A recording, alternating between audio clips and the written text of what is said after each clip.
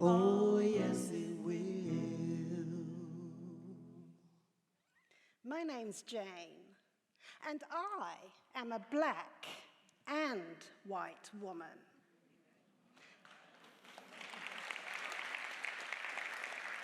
I was raised in England. My mother was white, poor, and proud. And my biological father was black, handsome, and soulful. But early on in my childhood, we weren't really focused on race. You see, at 8 months old, the polio virus infected me, and so I was in a fight for my life. But talk did eventually turn racial. I was about 13, and I had just started to date my first little puppy love, Bernard. He was a young white boy who every girl in my school wanted. And that was when my mother sat me down. She said, "Now, Jane, one day you're going to want to choose a mate.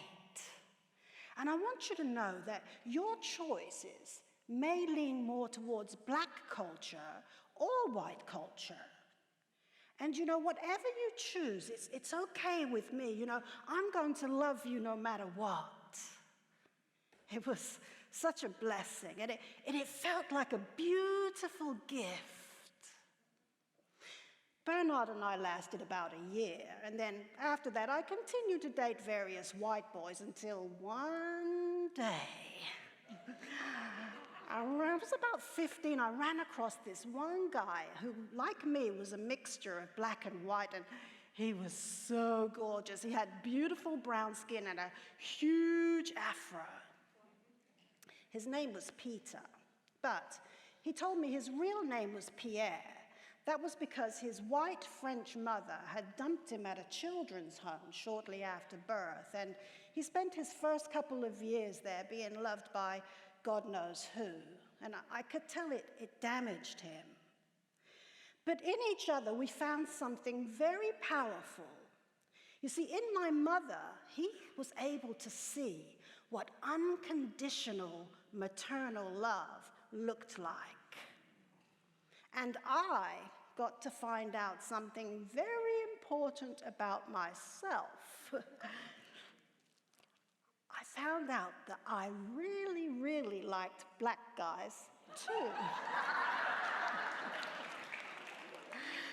From then on, I explored dating relationships with white, brown, and black boyfriends. But at age 20, I met and married an African-American GI.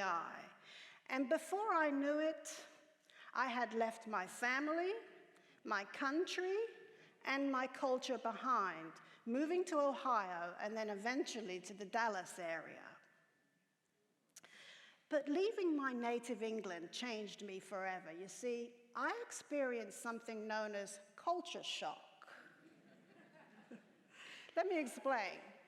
You see, Brits and Americans, we do speak the same language, but here there is still plenty of culture to be shocked about.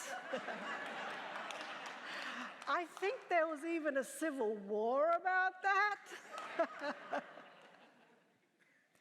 But now my new husband struggled to help me to understand America and the nuanced racism he said that he had experienced all of his life. And he said, now, whether I understood it or not, I was going to have to deal with it too. He said it bubbles just below the surface and it runs deep. And he said it goes on in the hearts of some very powerful people.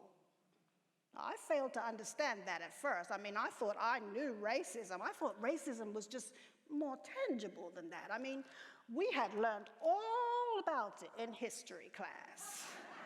There was a whole chapter in the book dedicated to it. It had been flashed across our TV screens. I had seen marches and speeches and snarling dogs and fire hoses and white hoods, and I had heard people spouting off the N-word, and like everybody else, I cringed.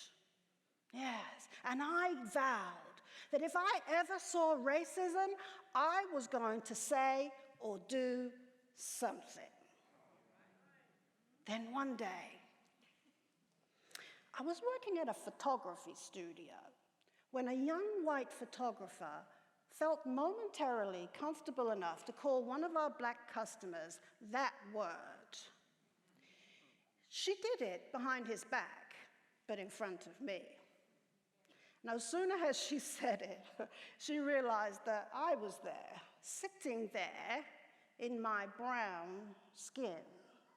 And that now everybody in the room, all white, were looking directly at me. And I had said that I was going to say or do something. She stopped dead in her tracks. Her face flushed. She began to stutter. She said, "Oh, Jana, I'm so sorry. I'm so sorry. I'm so sorry." For a moment now, I thought she was just going to apologize, realizing that she had done something wrong. But no, she doubled down. She doubled down. She said, "Oh, Jane, I'm so sorry. I'm so sorry. It's just that I don't really think about you as being black."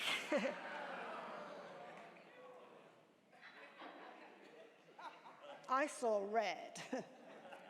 And I'm proud to say that I let her have it. I said, "What the hell do you mean?"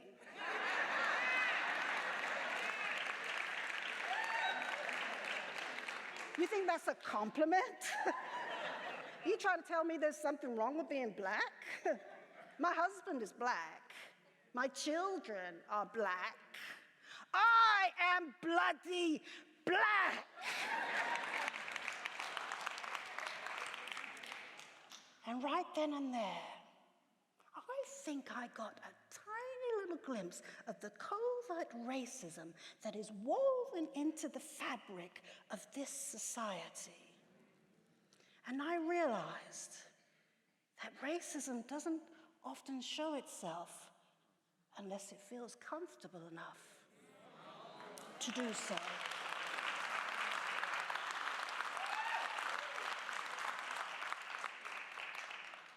So how are we to move this narrative forward?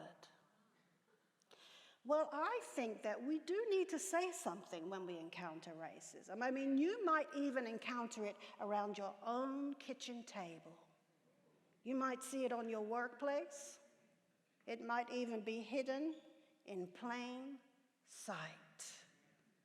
And we must spend time, if we can, open up our arms and show love to people of all colors and all cultures. Surely we must lead by example.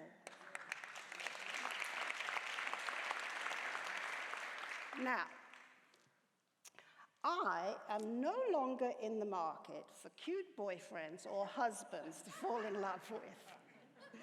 But now I choose beautiful friends from all over the world to spend time with and to collaborate with. And that just feels right to me. You see, all those years ago, my mother, she gave me her blessing to do so. And now, if no one has ever done this, I would like to pass my mother's beautiful gift onto you.